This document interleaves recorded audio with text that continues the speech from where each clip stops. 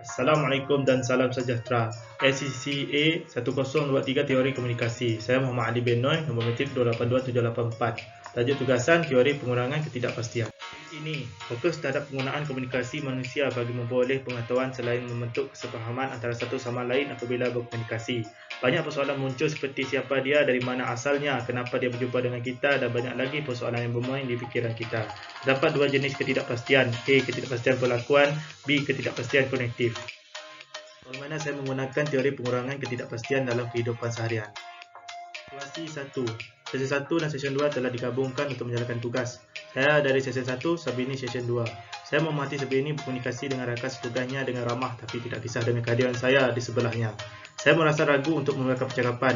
Saya dan Sabini digabungkan untuk menjalankan tugas Sekatan Jalan Raya Beluran. Di situ saya telah mengenali Sabini sebagai seorang yang mudah bekerjasama. Situasi 1. Ketidakpastian perlakuan berlaku apabila Sabini tidak mempedulikan saya yang berdiri di sebelahnya dan terus berbual dengan rakan setugasnya. Persoalannya, A. Adakah Sabini seorang yang sukar untuk didekati? B. Adakah dia akan bersikap dingin bila bekerjasama dalam menjalankan tugas? Ketidakpastian kognitif berlaku apabila sikap saya yang tertutup dan pendiam dengan seorang baru, sehingga muncul beberapa persoalan seperti A. Adakah saya akan berkawan rapat dengan Sabini? B. Bagaimana saya mahu berinteraksi dengan Sabini bila bekerjasama dalam menjalankan tugas? C. Apabila Sabini seorang yang mudah bekerjasama dengan orang lain. D. Adakah Sabini mahu menerima pendapat saya dalam menjalankan tugas? Situasi 2. Ada seorang pegawai baru melapor diri di pejabat. Pegawai baru itu terus memperkenalkan diri dengan ramah sebagai Encik Syahri yang berasal dari Kuching, Sarawak. Kami terus berbual dalam beberapa minit sebelum meneruskan tugas.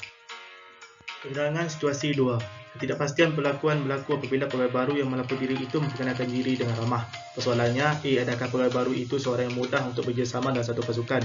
B. Adakah pegawai baru itu bersifat ramah untuk menyesuaikan diri dengan tempat baru? Ketidakpastian kognitif berlaku apabila sikap yang ditunjukkan pegawai baru itu menyenangkan. Persoalannya, A. Adakah pegawai baru ini akan sentiasa bersikap ramah?